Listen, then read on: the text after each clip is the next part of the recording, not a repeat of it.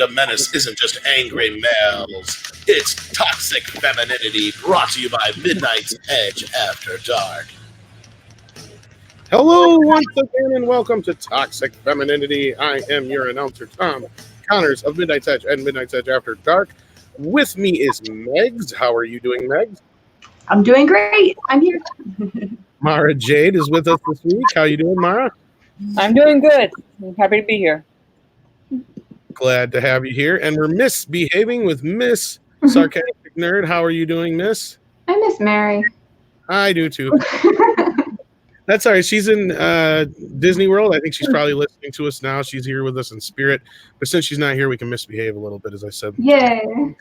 She's in the most magical place on the world, right? That's Disneyland. Right. That's right. Yep. I have rules, so I got to make believe. Yes. Right? No. Right? Yeah, we got a bunch of stories. Where did we want to start here? We wanted to start with the Joaquin Phoenix stories. Am I correct? Yeah. Seems like the director has spoke out on whether or not he's going to be, or this new Joker movie is going to sync up with the new Batman movie, because there was rumors last week, but that doesn't seem to be the case. Is that how it's going to be? I suppose that's according to Todd Phillips. No. Mm-hmm. He has declined that. Yeah. Declined all the hopes and the dreams of Robert Pattinson and Joaquin Phoenix getting together. Said no. No way, Jose. Not going to happen. So how do you feel about this, Megs? Do you feel like that's a bad move, a good move?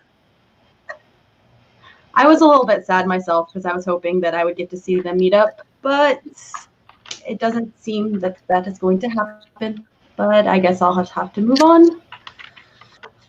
Oh, what's the right matter says that Con girl is ugly. I forgot. I got to put on my makeup. Hang on. Oh God, the blue wig. You know, I think I'll live. I'll be okay. I'm sure they'll do something. They'll make it up some way, I guess. Right? I don't know. Well, this also means we'll get another Joker, probably. Yeah. Yeah, that's what's gonna happen. We know. Batman. We know.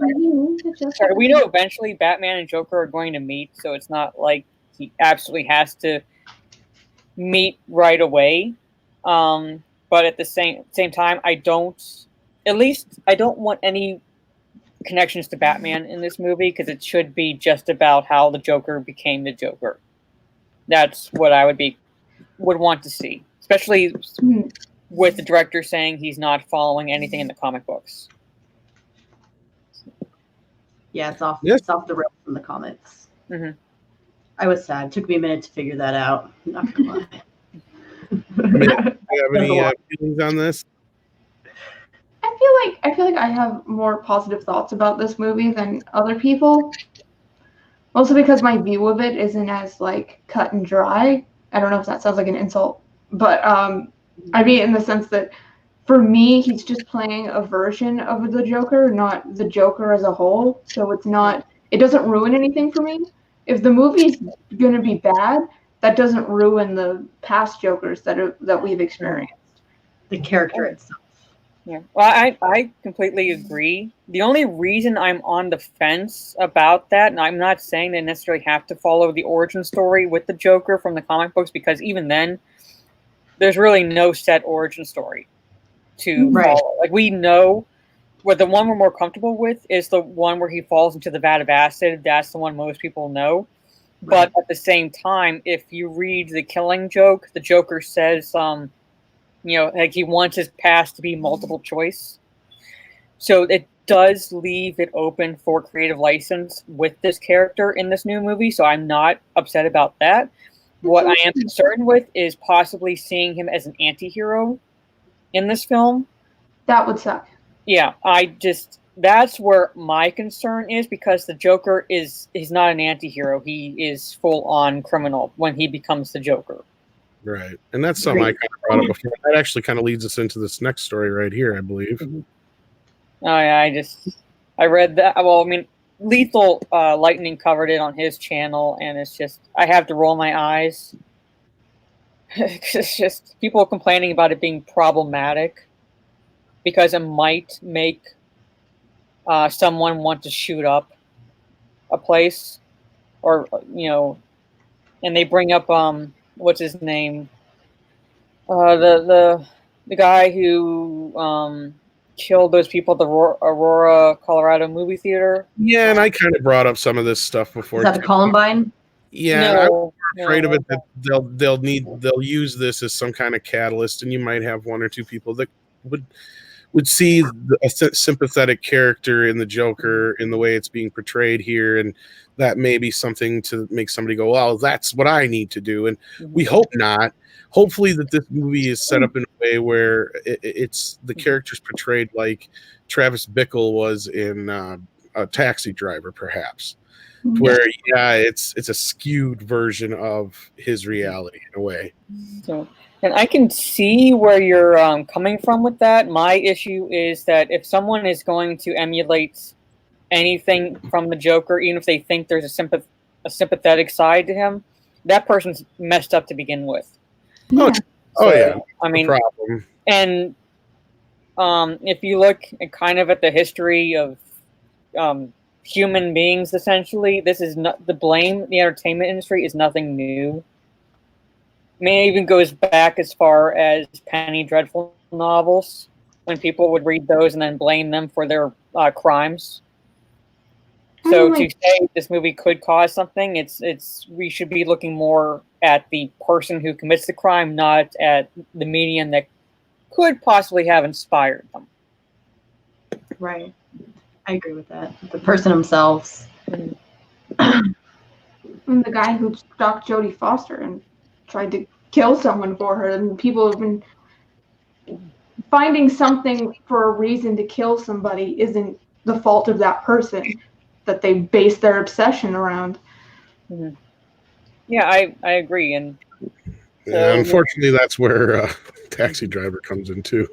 But then again, there's Charles Manson, and he didn't kill a soul, but yet he told all the people to. But that's a different thing. I don't know. Maybe I'm. Yeah. Cost too much mind. I don't know. That's where we just have to look at those committing. But that's a person like driving it into someone's brain, not just a movie. That's totally different. Like, yeah, I don't know. Yeah, you always run that risk, but you think can't. Too much. Unfortunately, a creator, an artist, whatever, can't really take any kind of responsibility for something like that unless they actually know somebody who goes out and does something like that. Then you can maybe make that argument. But as Mara was saying before, right off the bat, it's really tough to tie the two together and say that it's a direct result of this. Somebody seeing this, whether they watched a movie 500 million times or not. It's right. There's also been an argument against violent films and violent video games that they cause people to be violent, and that's just people trying to put responsibility on other things so they don't have to take responsibility for their own actions. Right. No, I agree with that. People should take responsibility for their own actions. I 100% agree with that. Like 100%. I'm sorry you didn't notice your kid was fucked up, but that's not the fault of movies or the video games that they play. No, not at all. Yeah, as Mara was saying, and there's obviously something wrong with these people to begin with, regardless of whatever connection they want to try and create. But the only way you could have an argument like that is if somebody was literally locked in a room by themselves with no other contact, and the only thing they had in the outside world was a violent video game or a violent movie, and only then. But then you could still place the blame on the parents for putting them in front of that violent video game. If you're going to do that. Yes, this all boils down to the same shit we had in the 90s. And I'm sure some of the older people on the panel who are with me or people in the chat know what I'm talking about. When we've already dealt with this back then. It was parents trying to pass the buck onto the entertainment industry for trying to not take responsibility for their own kids' actions. And it's gotten worse because parents definitely don't want to take responsibility for the kids' actions now. Even more so than when I was a kid. Yeah, I mean it was comic books, video games. It was now it's movies. It comes in cycles. So there's going to be another entertainment medium that they're going to try to blame if something like tragic like the Aurora movie theater shooting occurs. Right. Unfortunately, he may have been inspired partially by the Joker, but as you said, he had issues before that. Mhm. And I hope to God nobody does take inspiration from this character, but we'll have to wait and see what happens. Joaquin Phoenix, though, was speaking about the character, and he was almost insinuating that he, like I was kind of saying in a couple of the podcasts ago when we brought it up, that maybe they should have just made this a completely different Joker-like character, and maybe not the Joker in general. And he said he had a few disagreements with the filmmakers. Here, let me just read the quote since there's no pictures in this article. He says, "I never liked saying Thomas Wayne. It would have been easier if the film was called Arthur and nothing to do with any of that stuff. But in the long run, I think he got it and appreciated it." In so many words, he's basically saying it should have been a totally different movie, nothing to do with the Joker, but there's nothing they can do about it now, and that's what got the movie made in the first place, basically. So he had no real argument. Yeah. Well, I want to think of it as just someone who really liked the Joker and wanted to do their own spin on it. It's kind of like Tim Burton's reimagining of Willy Wonka. It's not the same. It's its own thing. Yeah, I think this goes along with that. There's really no set backstory with the Joker, so it does allow for free reign with the director. But I do agree with Joaquin Phoenix, at least for the most part. I don't think there should have been any connection to the Waynes at all in this movie. Partly because we know at some point he's going to be connected with Bruce Wayne, aka Batman. So. And then partly because I want the focus to be on him and not the fact that he does have that connection with Batman down the road. So. Yeah, you're not wrong there, and I kind of had a similar feeling to a point. And Rob, from an inside source on the film, had brought this up, and it's starting to come to light now again. A year later, as the movie's about to come out and people are reviewing it, they've kind of set up the Waynes as a quasi-Trump stand-in too. So, of course, they had to shove some politics into this movie as well. So I don't know how well that's going to be received by the mass audience, but it's garnering a lot of critical praise. We know that. I don't know. I'm hoping that it's just they just put that out there, I guess, for discussion or something to see how people would react to it. Yeah, I mean, I don't know. I mean, I don't know why they want to alienate half their movie-going audience. But I'm still going to see it to give it a chance and see what they do. It's popular to have that opinion.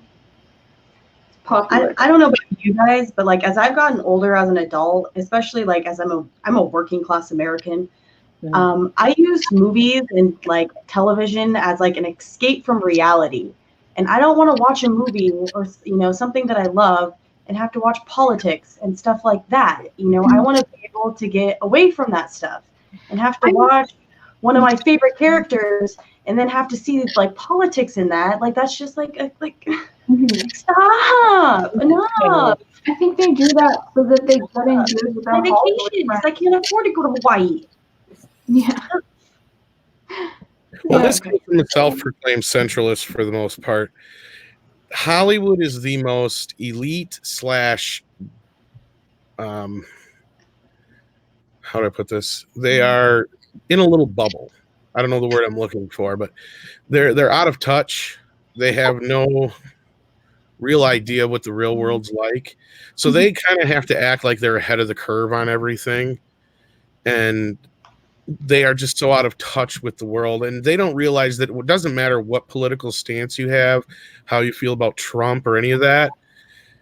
They don't realize we don't want a bunch of politics shoved into our movies and television. Now, social commentary has always been a part of storytelling in movies and television.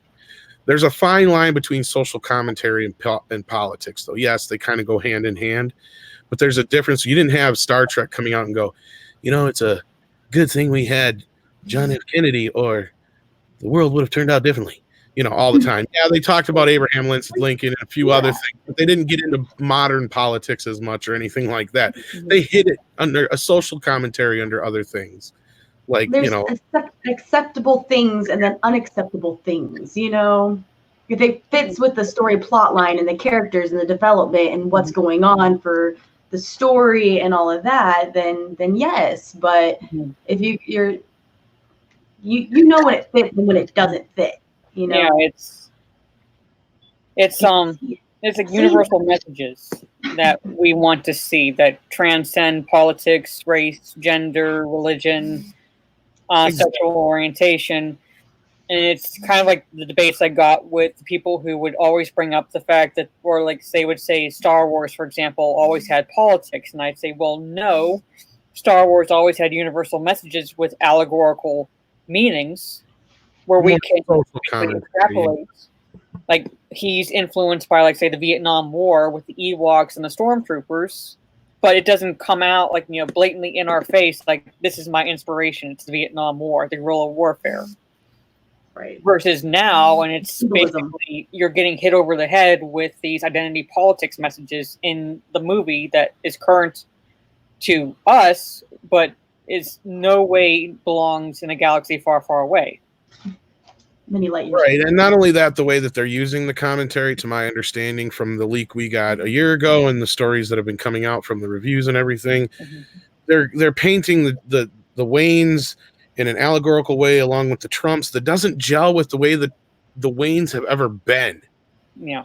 I mean, it's one thing, okay, to make Thomas Wayne a bad guy in a kind of way, but when you're going to twist the character to a point, unless it's something like I said, where it's a taxi driver kind of thing where we're seeing the world through the Joker's twisted vision, then and only then, it's not just him, because there's the whole protesting thing going on. There's a bunch of other people who are like siding with the Joker, and that's the whole thing in the one trailer where we see where he's smiling because he's finally making an impact on people, something he couldn't do with his comedy.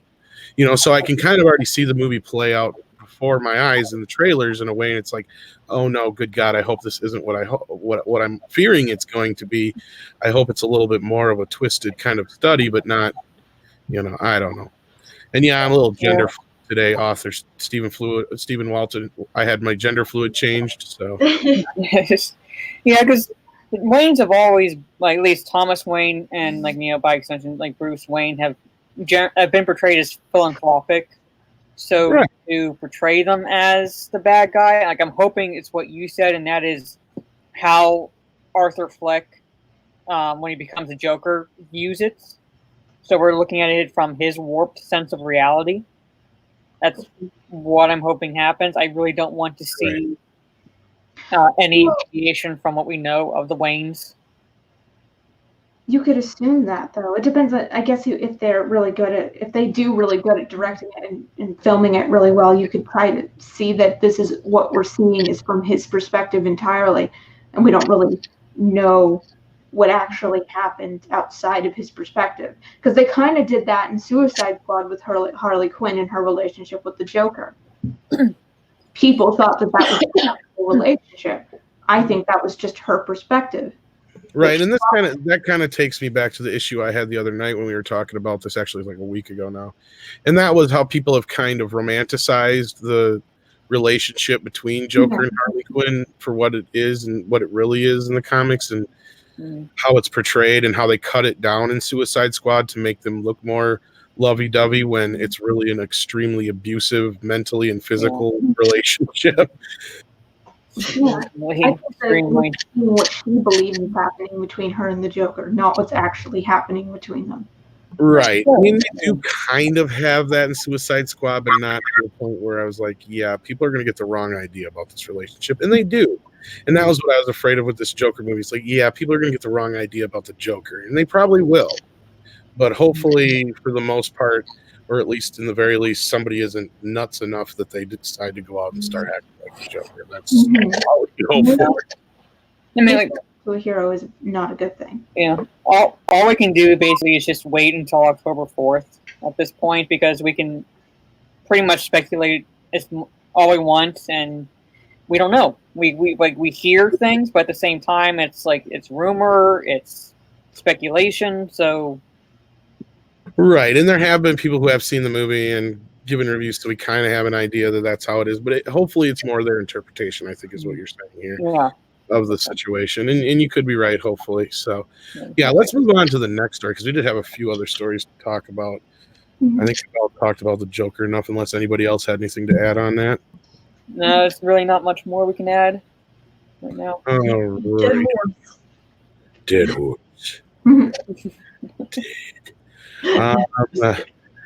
Kristen Stewart is in the news talking about Marvel. We also have Anthony Mackie, who had to chime in on the situation.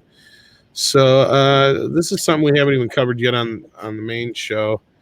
But I guess Kristen Stewart said she'd be in a Marvel movie, but only if the character was gay. Is that the case here, ladies? No, she said wrong? that I think she was she said that, like if she hadn't been holding hands with her girlfriends, that she would have a part in Marvel, which makes absolutely no sense.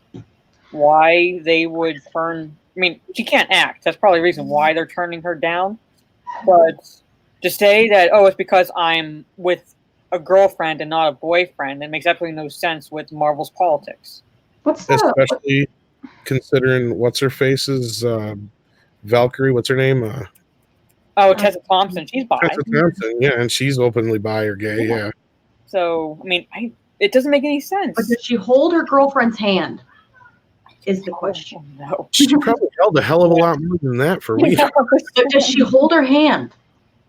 I guess that's the deal breaker. You can hold everything else, but like you hold your hand in public, then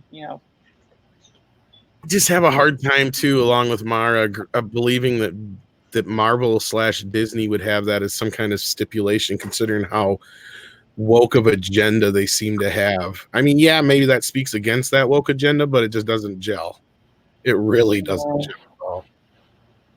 No. It sounds fishy. Yeah, I don't know. Like, for all we know, she was told by someone. It doesn't necessarily have to be someone from Marvel, but at the same time, it's I don't know where, for what reason other than the fact that she really cannot act, that they would not give her a role. She has this thing where she keeps her mouth open like all the time. She has dead eyes. I'm like, can you emote something, please? Yeah, I'm trying to find the word I'm looking for, but it's like her way of speaking. It's not that she has bad vocabulary. It's just the way she speaks is similar to how like a 10th grader speaks. She has a Valley Girl voice, and she pauses. She speaks like me, but I have a good excuse. No, I don't. But still, it happens to the best of us. Yeah. Yeah, I'm looking up her interview right now, and they even have the soundbite here. I could probably play it, but who gives a shit? Yeah, she doesn't cite anybody as like saying from Marvel or Disney. She just says she was fully told. Like that means your sources. What? Well, if she's smart, she probably knows that if she does point fingers, then they'll be like, "We didn't say that." Where's your hands? This way, no one says we didn't say that. Mm-hmm. We didn't say that. But, well, they have plausible deniability basically no matter what. So if she were to name a name, they could still, it doesn't matter. But I really can't fathom where this would make any sense in what reality. Like, oh my god, they like told me like I couldn't hold my girlfriend's hands, or I like wouldn't be in like a Marvel movie. Like, oh my god. Maybe she's mad that Robert Pattinson is Batman and she has to like one up herself because they were in Twilight together, and now she's mad because he's like gonna be the big thing again, and then she's still stuck down here, and everyone's like, "Oh, you're into Charlie's Angels reboot, like, girl." Yeah. Well, I could have been in a Marvel movie, but yeah. My girlfriend's hand. I wanted to hold my girlfriend's hand. Yeah. I wanted to hold her hand, so they said I couldn't be in a Marvel movie. But I'm just so cool, and I wanted to hold her hand, and that's more important. So than Marvel. That's what it is. That's what. Yeah, I don't think Captain April's wrong in the chat here. He says, struck me as her agent or casting agent telling her to tone down the gay stuff, then she could get big blockbuster stuff. That does not sound like something Disney would say. That they would say in especially not in Hollywood, where you can be like labeled as homophobic if you were to say anything. Exactly. Diversity is what they want right now. Yeah. It's a cool thing. It's the in thing. Some tips from Jodie Foster. I'm like obsessed with Jodie Foster today. You are unhealthily obsessed with Jodie Foster right now. But you know what? I'm not eating any food right now, so that's Oh, probably. Never. Oh. Never. But still, she's a good actress and she's totally gay. Is she? I didn't know that. Yeah, it came out No idea. Like recently? a No. while back. Oh. Well, So yeah, to finish this out, Anthony Mackie came back at that and said there should be she should be the gay female Falcon Captain America. I wish Obviously, there was a probably video. kidding, I mean, it's so. So you could tell if he was being sarcastic or sincere, because you can't tell if he's like, or like, yeah, you know. Well, they were asked, right? Like, I highly doubt he's like, "Come take my job." So because Yeah. if Christian Stewart became a hero in the Marvel universe, what hero do you think she should be? And he went a gay one, followed by laughter and Oh, okay. Yeah. like a superhero pose, apparently. And it's I hard to didn't say. see the interview. I don't know, but I'm not so sure that Kristen Stewart heard this from Disney. There's nothing to really believe that she did necessarily. So if anybody's out there saying that Disney said this to her, then they're misinformed, especially according to her quote, which she was fully told by who we don't know. By who? She did a movie that I really liked called Still Alice, and she was playing basically herself. She played herself. Right as Joan Jett, but It was really easy role for her, but it was a really good movie, and she was really good in it. And then I don't know what happened. I guess she just didn't like being in the spotlight and not being in the spotlight as much. And she desired that attention. Mm-hmm. She's a pain in the ass. But let's get to the gay superhero thing, which is my big issue with it. And it's not that there can't be a gay superhero. That's not my thoughts. There can't be a superhero that's the gay superhero of the Marvel universe. This is our token gay superhero. Who would that make happy? Who would be happy about that? It was like, oh, they're labeled as gay, so yay for us gay people. Mm-hmm. Yeah, it shows also that they have no creativity because, as I kind of pointed out earlier before the live stream started, they have plenty of LGBTQ characters they can choose from to have a gay superhero in a feature film. I don't know why it is they have to either race or gender swap or sexual orientation gender swap a character to make a point about diversity or anything like that, because they already have diverse characters, like literally in their comic book history. Because they think that makes them happy, right? They get their diverse characters and they go, I'm still not happy. Let's make some more noise. Let's push it further. I want to be happy, and this isn't making me happy. They don't know why they're not happy, so they're destroying everything until they feel that happiness they're looking for, and then they're going to realize, oh, I'm not happy because I'm just not happy. And it wasn't all of these stupid things I destroyed. Mm-hmm. Yeah, they've yet to realize that even gay people don't want to be pandered to. Mm-hmm. It's like ridiculous SJWs just reaching out for this shit, and then once it's all gone and there's nothing left to destroy, they're going to be like, oh shit, maybe I wasn't happy because of this. Maybe it wasn't because I wanted to stand up for gay people or people of color. Maybe it was because I wanted attention and I needed more of it, and now there's nothing left, and I'm still not happy with myself. Yeah. So. Yeah. I'm getting pissed off. Well, what she did is basically close the door on her ever being in any kind of Marvel movie after saying that. So. Yep. Yeah, you don't want to bite the hand that could potentially feed you.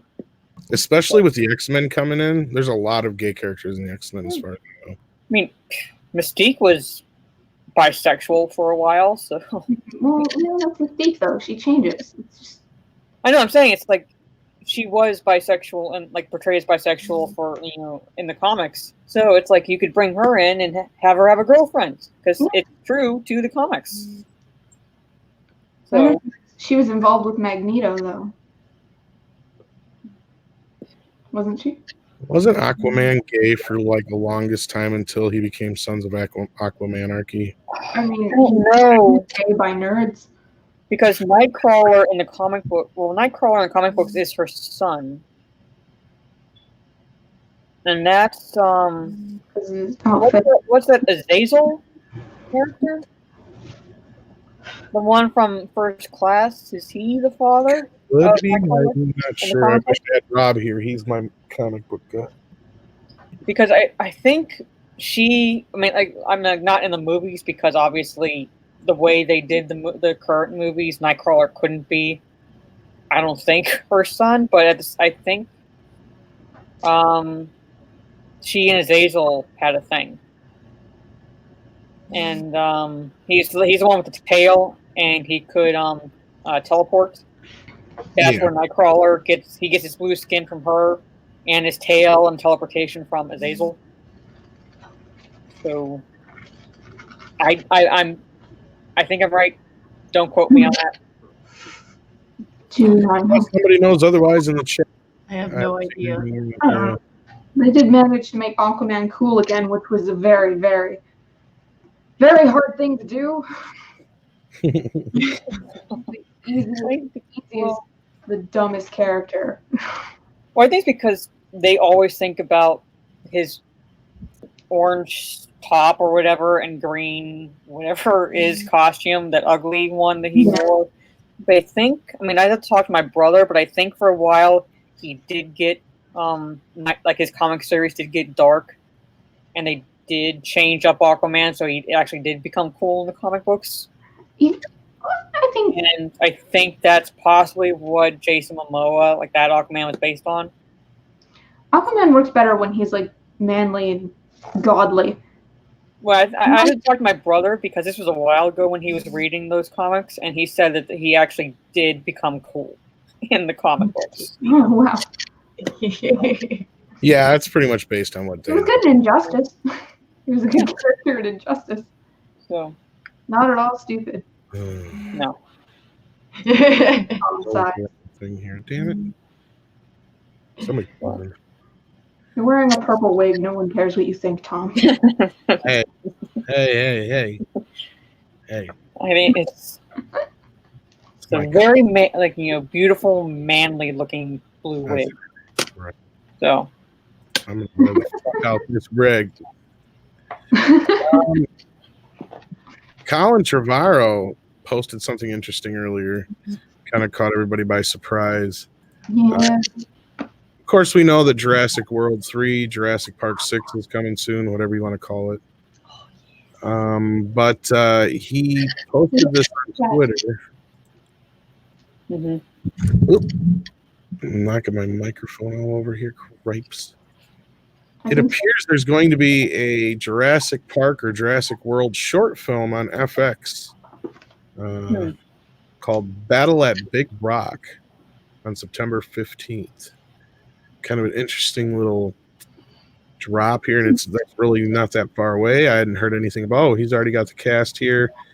Nobody I recognize, but it's obviously an official thing. So, what is your ladies' thoughts on that? What was it? It was September 15th. Yeah. Short films are always fun. That's in like 5 days. Yeah. I mean, Pretty excited. is there a time? That's on a Sunday. Yeah. Is there a time for that? Football day. It doesn't say here. Let me look if he says But it's like, seriously though, if you're ever like bored and you know all movies suck, go on. and it YouTube. will be online immediately after here, he says, but it doesn't say a time. Okay. I mean, I might check it out, but don't judge me too harsh.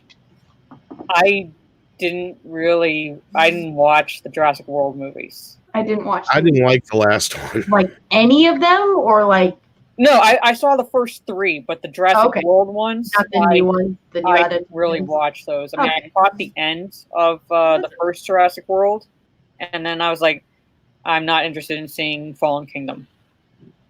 I don't blame you. Trailer made me not interested in Fallen Kingdom. because I was sitting with my dad, and like the part where the gas or whatever from the what was it, a volcanic eruption or something came up, and my dad's like, he's dead. He cannot survive that. The whole movie was so bad. It tried so hard to outdo Jurassic Park 3 as the world's worst Jurassic Park movie. So you're not missing a damn thing. Anybody who didn't see Jurassic 2, I think Jurassic Park 5. You go back for the nostalgia. That's why you go back. They're never going to be as good as the first or the originals, but you go back for the nostalgia and the way that it makes you feel. Well, this one just went down some downright dumb avenues. Like, I don't give a fuck at this point because spoilers, whatever.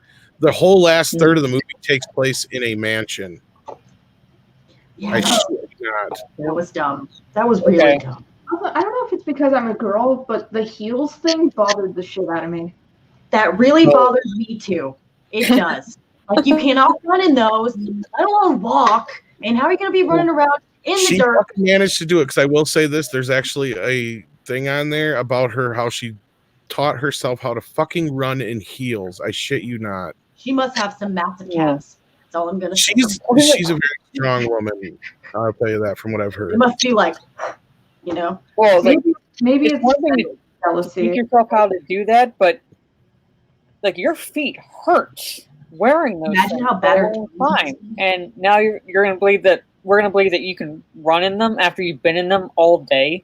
Like walking up, like no, but they'll sink through the grass. They will, because I went to a wedding once, and they literally natural instinct. Though your natural instinct isn't to train yourself to run in heels so you look fabulous when you run. Your instinct is to take the heels off so you don't die. Like, train yourself all you want, but it's like if you're barefoot in that. Well, didn't they have a scene though where she eventually took them off and put something else on or something like that? I'm trying to remember now. I think she broke them, if I remember right. She broke them and then just was like, I don't know. If Maybe she did, that's like that was a callback to. If she did, then it was a callback to like Romancing the Stone or whatever. Yeah, that's what I'm saying when he like hucks her shoes off.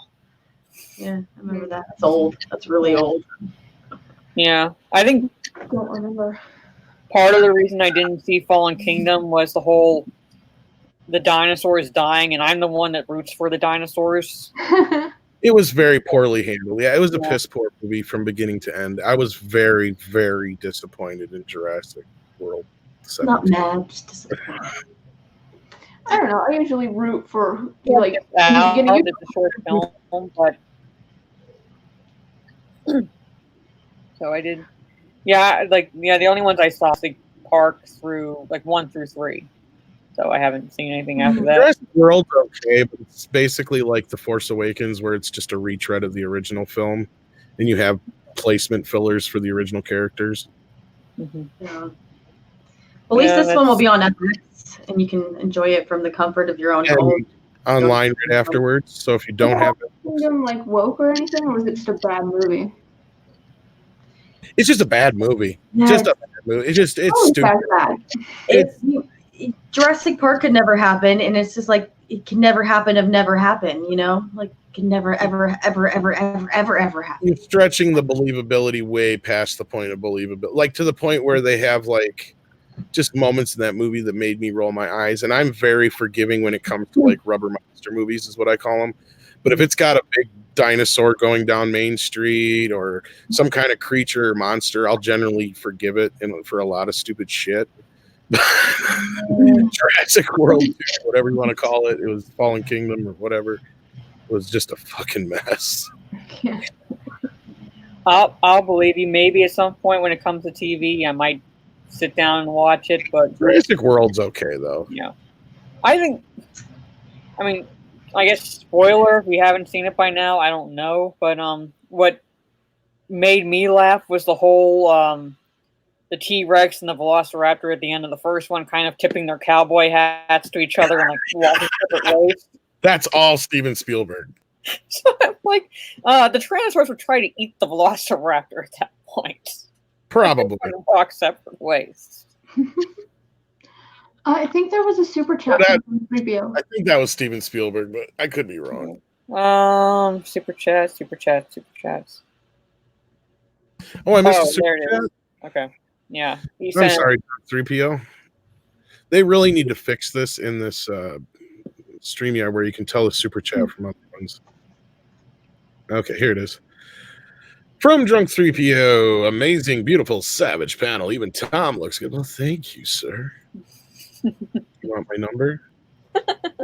We don't keep shame here. I'm sure he'd give you his number. Yeah. Hey, he's a good catch. He just throws that around. I don't swing that way, but if I did, I'd probably swing Drunk's way. Yeah, probably. It's the Cavs. Yeah, it's the Cavs. Freaking Yeah. Cavs. He's just so His kind simple heart. and sexy at the same time. Yes, he Yeah, wants. he wants your number. Yeah. Ooh. He does charity work. He's a giver. I ship it. I'm shipping it. It's been shipped.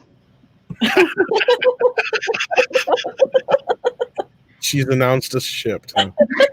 What's their ship name? You gotta come up with that. Oh, I'm trying to think. Yeah. No, Drunk Tom is just too easy. No.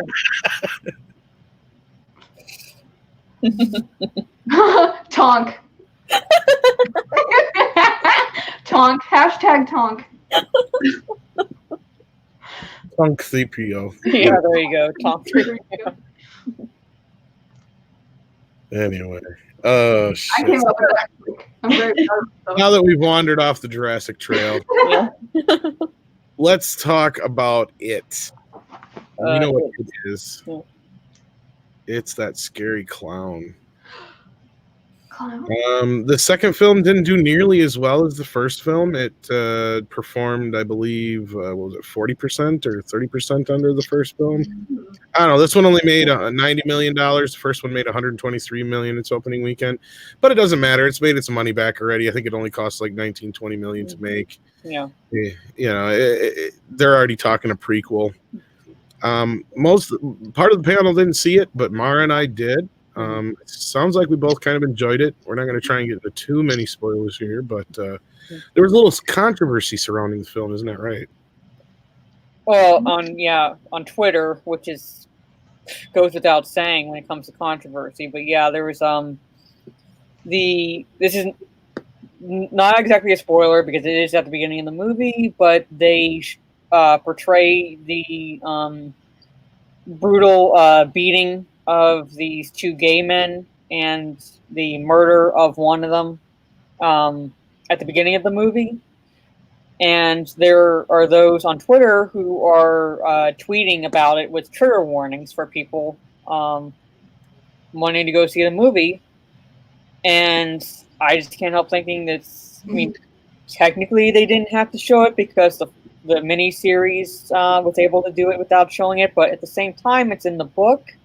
And there was a reason, at the time at least, that Stephen King put it in. That was more of a reflection of the times he was writing. And so I think that's probably part of the reason. But as Tom pointed out earlier, before the stream started, it is 2016 when it takes place. Yeah. So it's kind of not as believable as it would have been like with the 90s version. Like if they were to show it in the 90s version, because then it would have taken... Yeah, it was right in the midst of the AIDS epidemic, and there was a big, it was a big taboo at the time to be gay, especially in the mid-'80s, it seemed like.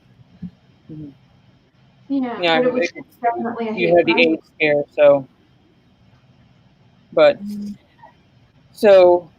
Like that's where I'm standing, where I'm kind of on the fence, where I'm like, okay, it's in the book, so you can't really exactly complain about it, but at the same time, it's like, I think they could have shown it, but not in the way they did, because it's, I mean, yeah, it could be taken as small town, small-mindedness in a way, because like Derry is a small town. But at the same time, it's not really believable to have like people that young beating up two gay guys. Right. I think I said before the show, I'm like, they should have showed like that the one kid was maybe possessed by, Pennywise or something like that, and he was egging on the other kids or something like that. Because it is in the book, but in the book, it's two older drunk guys who beat up this gay couple and toss the one over the bridge, and then they both go to jail or prison actually for the murder of the one guy, and he didn't do it. Yeah, he beat him and threw him over the bridge, but it was the one that actually killed him. So it's this whole thing that goes in the book about they go into the trial and everything. So I was thinking as I started watching the movie, I'm like, oh, this is going to play in the background, and these kids are going to get blamed for this murder, and this whole thing is going to go on in the background, and it doesn't go anywhere. It comes up never again in the movie, and the only thing it does is kick off the opening bit of the movie, just like the death of the little girl did in the original miniseries. But they also kind of have the little girl who gets killed in the original miniseries, but a different scene altogether, and that's the only thing that connects to this gay couple, because they give her this little doll, and that's it. And she comes back later, and that's the only reason you know who she is. But that's the only real vague connection to the story they have. I'm kind of glad. Yeah, they could. They still could have done it with two drunk guys.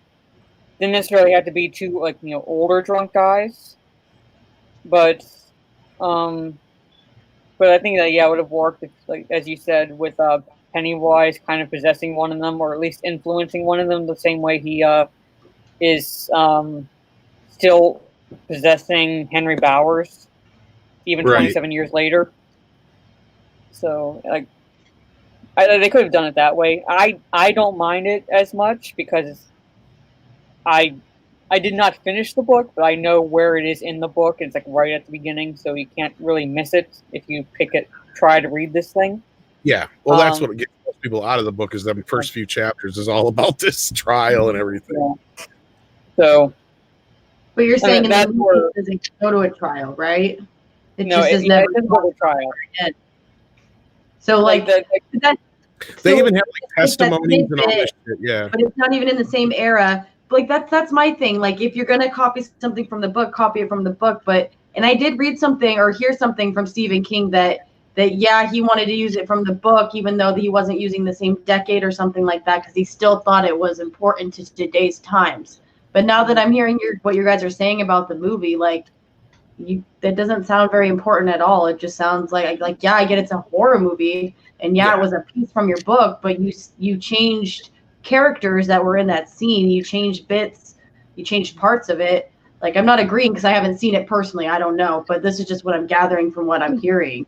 But it sounds like you changed major points and parts to the scene and the decade and then the continuation from the scene, and it doesn't sound like the original scene at all.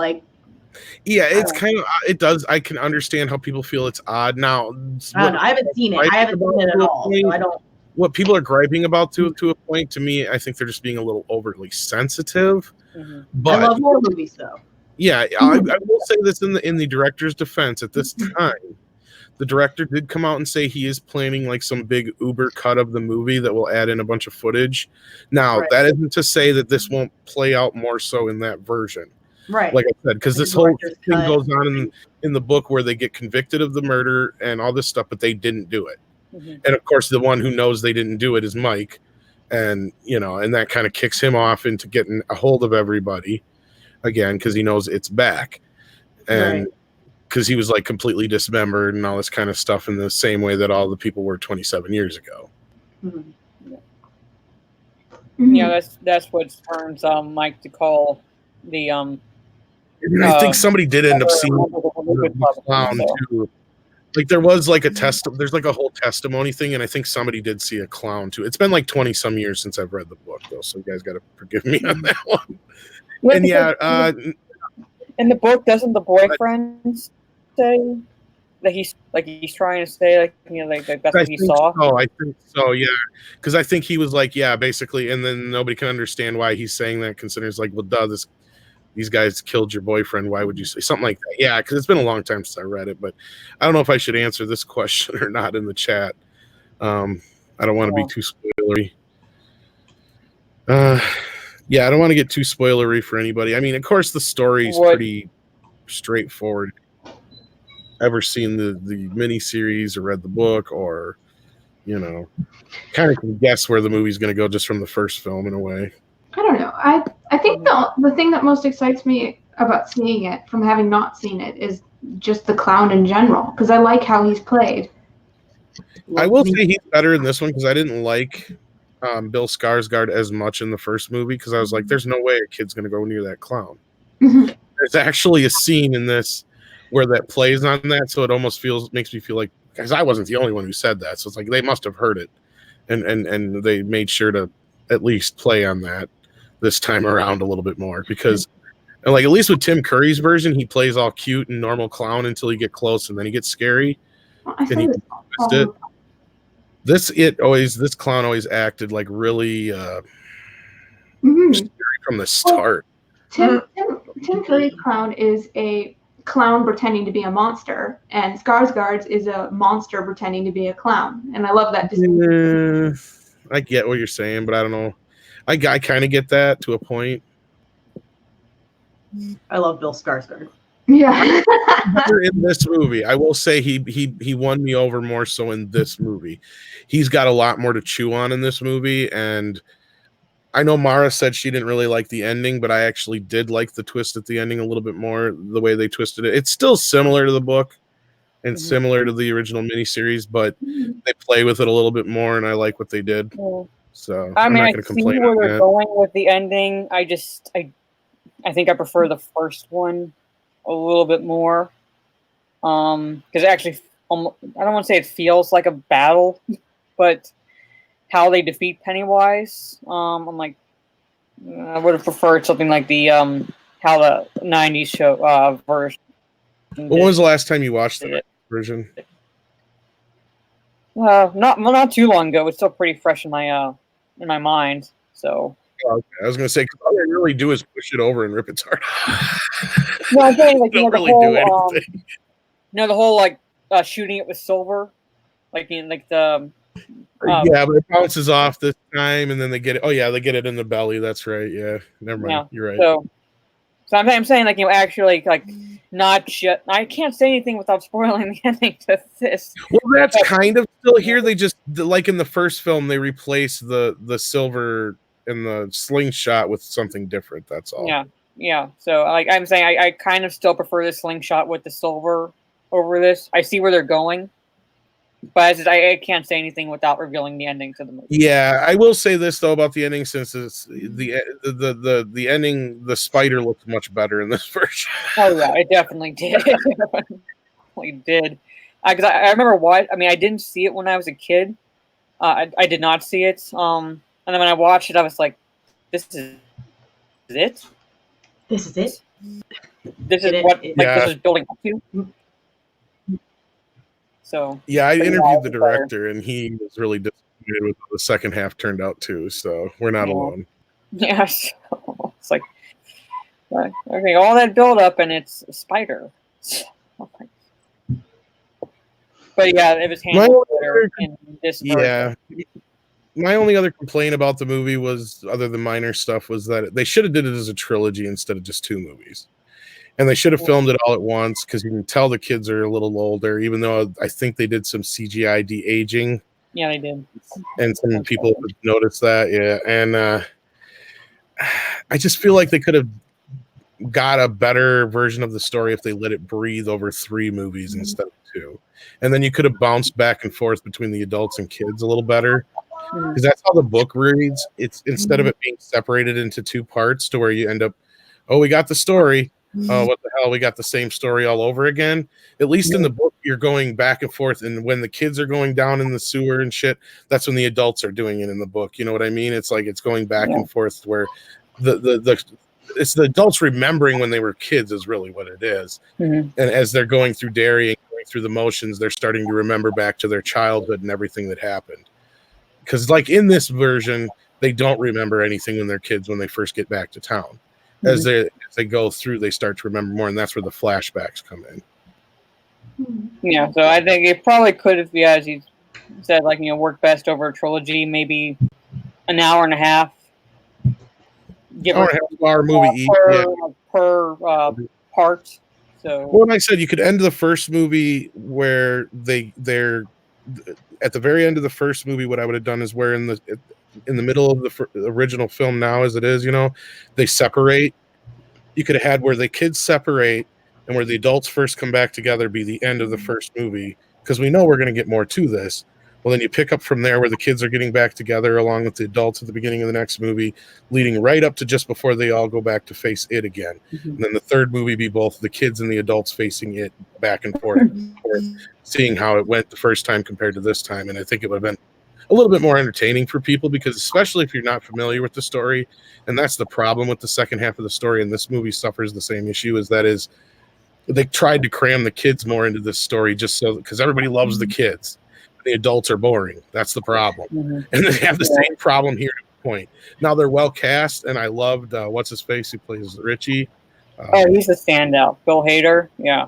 Bill Hader. And that's another reason why I said I know now that this is a complete remake of the miniseries and not a readaptation of the book, because in the miniseries is where Richie was a stand-up comedian. He was a DJ in the book.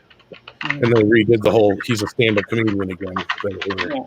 And I even heard Bill Skarsgård say straight up that this is a remake. So We anyway, have a a super super chat chat. from a very special lady of mayhem. Yes, we do. Miss Mary Mayhem. Hey, how you doing, Mary? Hey, Mary. Yeah. Hey, Mary. She gave us $1.99. Says, I support toxic femininity. You're a horrible person. We can get cookies with that. By the way, The most wonderful place on earth, Disneyland. We talked about you earlier. Jeremy from Geeks and Gamers says he loves the name, by the way, so it's not going anywhere.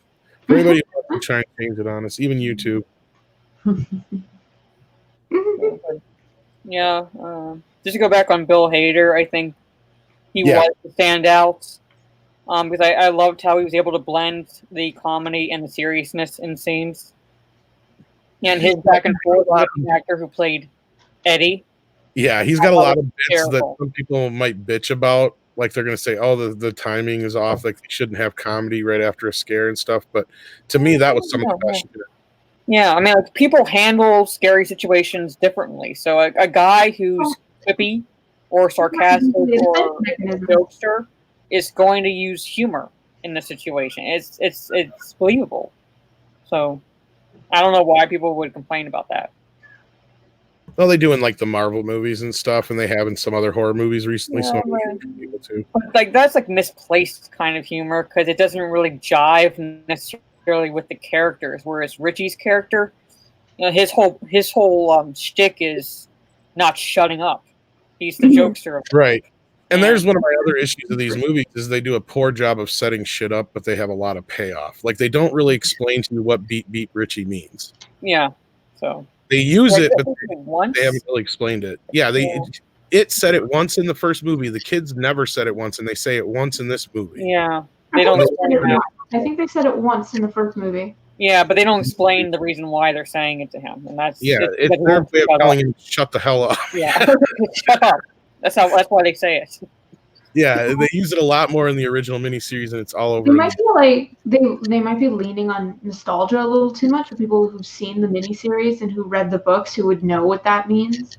Mhm. I think so, and that's what I said in my review is that if you haven't, you'd be lost, especially the blood scene, because that's explained much better in the miniseries because Beverly cleans the blood up by herself several times. Yeah. It won't stay away, but when they all come together and help her, then it stays away. And that's how she figures out that they're stronger together. Mhm. And see that I don't think they did a very good job explain. They do kind of explain it in the original movie, but I think it's done much better in the miniseries. I mean, it's just minor things, but yeah. Yeah, I'm it's really surprised with the reaction this one's getting. I'm gonna have to see this soon. Yeah. Yeah, at least see it Have at you least seen once it? so you can gauge, like, you know, just basically judge it for yourselves. I mean, I don't necessarily think you have to have read the book to understand what's going on in the movie. But at the same time, it's like what Miss said. I think they're banking a lot on nostalgia and the assumption that everyone who's seeing these remakes of it has also seen the 90s television version. Yeah. So, Or or have read the some book. background If noise. you're like a young kid, like 13 years old who hasn't seen the old one and you're seeing this one, you'd be confused. Yeah. So. Like Tom said. So I don't know. Hopefully, like if you're a parent and you haven't shown your kid the miniseries, you're not parenting right. Well, I've always felt that the It miniseries was a good gateway into horror film. If you think your kid is going to be one of those kids who's going to like horror, and you don't want to like start them off on like some Texas Chainsaw Massacre type shit, Yeah. it is a good gateway horror movie to kind of say, well, if you like this, then you might like other horror movies, but we're not going to show you this hardcore shit yet. Mhm. Start slow, and it's a good place to start. To maybe throw in some classic horrors that are not so hardcore. And My mother thought The Exorcist was hardcore. I laughed. I thought that movie was hilarious. Really? That got under my skin. That I got thought under The Exorcist was funny. I was laughing. generational, maybe it is. Well, my parents saw it with my mom's sister, and according to my dad, when they got home, they all three slept in the living room with a crucifix. The Exorcist. Also, could be Yeah. yeah. But But there's babies. but there's also some scenes that they cut out. Like there's the spider crawl personal theatrical version, and that freaked my little brother out when he saw it. So I thought it was funny. I didn't think it was bad. It didn't ruin my laughing at it. Didn't ruin the experience of the film. I just wasn't. I wasn't frightened. I was like, ha ha ha! She threw up everywhere. You understand though, if you've seen a lot of other newer horror films and then you go back to The Exorcist, it's going to be quaint. because I saw The Exorcist when I actually bought the 25th anniversary VHS. So how old was I? It came out, what, 73? 73 originally, I believe, yeah. So 25 years, 1990. I was 15 when I saw it. I like morbid stuff, so I love morbid, scary stories. It's just fun for me. Usually, like movies lately of the horror genre base their scares on the jump scares and not actually how scary their story is. Yeah, that's what I don't like. Because you can always see them coming a mile away. Yeah, there's that. Even if they get me every time. Jump scares get me. They can't not. It's just I don't know if it's because my mom was horrible and passed down her genes of getting scared by things easily, but they scared me in the moment. Well, part of that is, and my dad kind of explained it to me because just to give you an idea of how annoying my dad was growing up, he did this to my mom, and then he did it to me when I would come home from school, and that is he would hide and then jump out and scare me when I came through the door. But he would do it in a way that would hit two of your senses. So it's like sight and sound. And that's, I think, what scary movies nowadays does is they basically hit your two senses. So that way it's like it causes your body to kind of jump or freeze. So I hate them, but that's I think how they do it. I hate them. I hate them when they're the basis of the movie. When all they can do to scare us is with their ridiculous every 5-minute jump scares. Like The Nun. The Nun was just a series of jump scares with no scariness to the story. Those are pointless ones. I hate those too. Yeah. How do you go from a really good movie like Conjuring 2 where you introduce the nun to a crappy movie where she's the main character and you don't show her until near the end? They ruined what could have been an amazing film. I was so excited for that film. I like the soundtrack. I love her music. But that's the only thing I took from that film that I liked was the soundtrack to that movie. Yeah. Yeah, my favorite was like the whole stupid angle where they have to use the blood of Christ. Like they actually have the blood of Christ at that church somewhere. And the one character goes, Jesus Christ? And I'm like, who else would it be? No, James Christ. Is it? My sister was like, no, Jimmy Christ. So,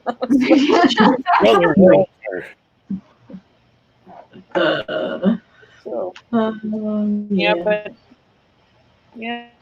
that's funny. That's for movies because at least they know that the I real. did like the ending. I did like the ending of The Nun and how they incorporated it to the beginning. Well, a lot of it anymore is either just jump scares or torture porn. Yeah. Or a mix of the I two. like the gross stuff. Gross Or is not reboot. equal scary. It's just gross. Yeah. So at least like with atmospheric horror movies, like they understand that the real fear is apprehension. It's just the not knowing what could possibly happen. That's what actually scares people. Whereas if you're like, okay, the camera's zooming in on this character, that means that something's going to happen around here that like we can't see. That's supposed to scare us.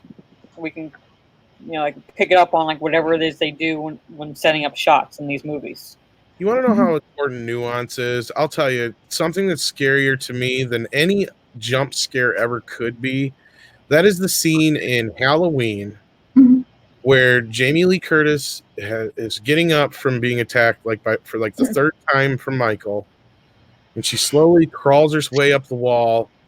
And just as she's crawling up out of the darkness and the black behind her, you can just start to see the face emerge. Yeah. And it's not fast. It's not a jump scare.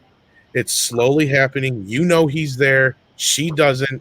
And your heart is racing because you're like, he's right behind you right now. And you don't even really, it's just that moment. Mhm. And then when she turns to see him, that is fear that you feel for that character. That's true fear. Yeah. Anything can scare you like, blah, and it's a jump scare. Oh, you get that Yeah. quick jolt. That's Yeah. not fear. That's not being scared. That's not the bomb under the table that Hitchcock worked with every time. I mean, that's, an allegory for what he knew what to do. He's like, you show the audience everything they need to see and you make them care about these characters.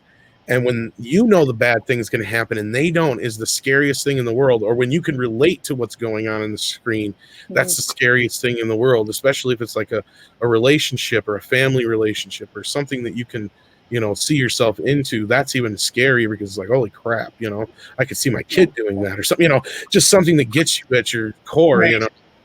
Yeah.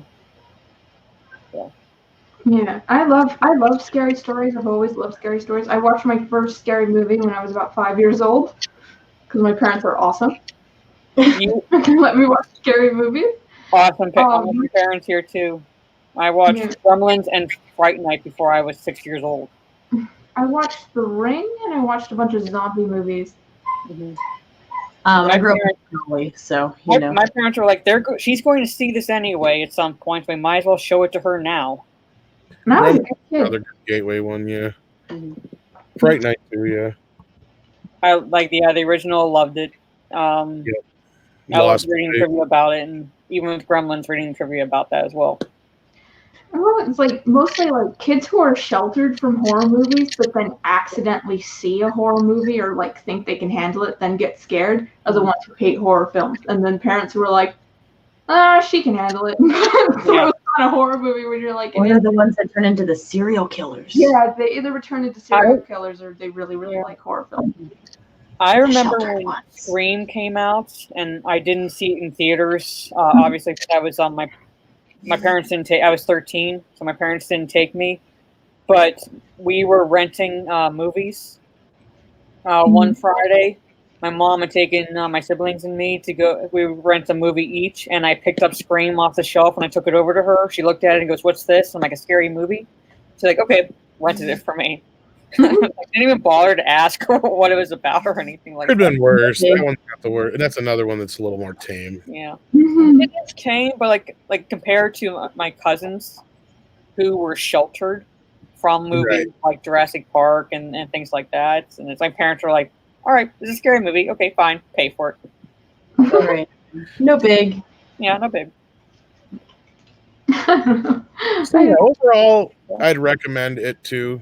It's worth it's 2 hours and 50 minutes, but it doesn't really feel like it. Yeah, it has its issues. Some people aren't going to like it as much as the first film, of course. I liked it. I don't know. Mary, you said you liked it too. It sounded like I tend to be agreeable. I wanted to see it. I just need to find some time to. Yeah, you got to set aside a chunk of time to watch it. Yeah, I have to set aside a chunk of money. Yeah, that too. Popcorn. It's a bladder buster, though. Go to the bathroom before the movie. Yeah, because oh my god, I'm the master of holding it. Good. He's gonna be the I master. tried for my father once when I was like 6, because I had to use the washroom in the middle of Serenity. Oh, the last time I held it, it was for Return of the King. It hit me halfway through that movie, but I held it until the very end, and you had those stupid, those multiple endings where it would fade and then start again, and I'm ready to bolt from my seat. I was like, "Is it At that over?" point, I'd have been like, somebody hand me their fucking cup. I don't give a shit, I'm pissing. They finally showed the credits, and I just bolted from my seat. I was like, I'm sure you weren't the only one. I don't need to see the credits. I'm out of here. Just At least those movies, I knew how they kind of went, so I wasn't so worried about it. But like during like Endgame and shit like that, I'm like, I can't pee. Can't risk losing time. whatever happened to intermissions? Yeah, that was an experience. I do not recommend for anyone. Was there anything else we needed to cover tonight, ladies, or was that about it? That's all I could find, at least for this week. I'm pretty sure a lot, stuff will come up for next week. Mm, Of course, it always does. Mm-hmm. Well, of course, I want to thank all you guys for joining in and listening to us today, and I want to thank the ladies. Megs, why don't you tell them a little bit about yourself and where they can find you? So I've been working on this. So I'm Megs. I am the personality behind The Meg Show, and I'm also the co-host of The Jolly and Meg Show. And I bring you my honest and humble opinion on everything in the entertainment genre. And you can find me on my own personal channel.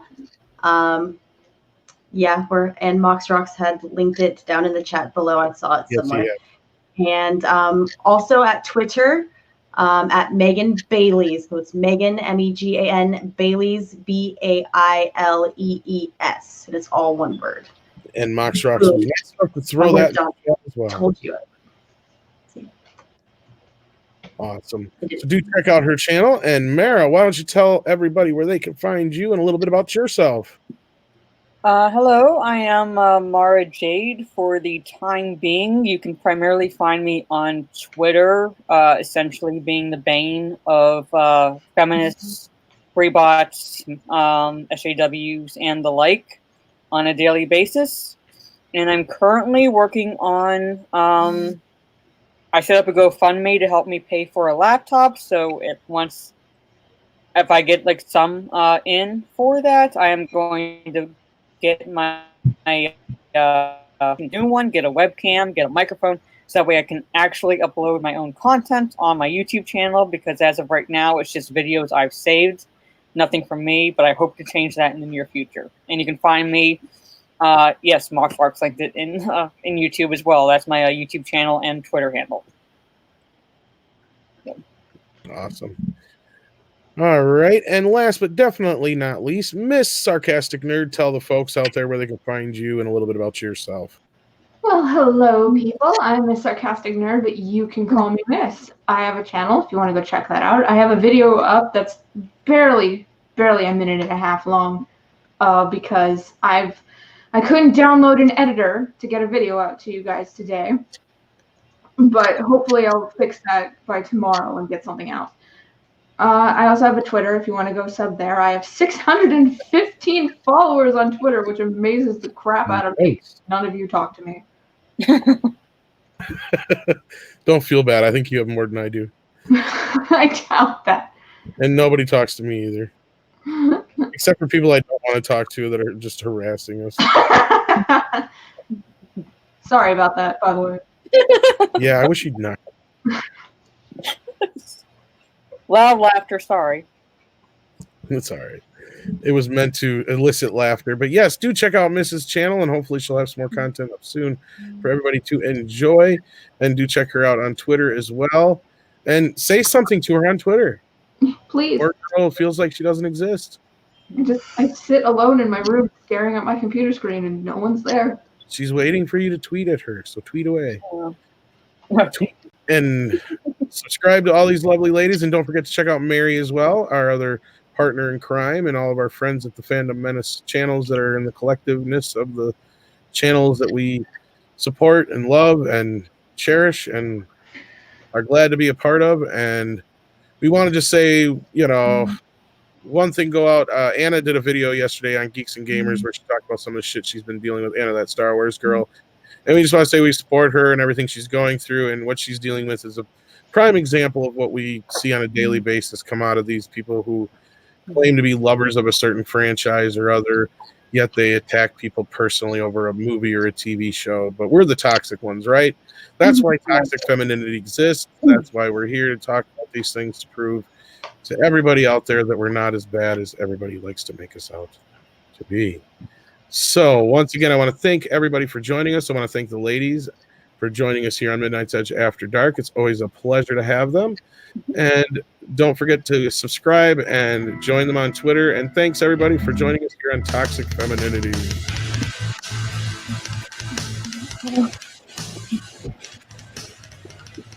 Bye. Bye. Don't get eaten by a clown.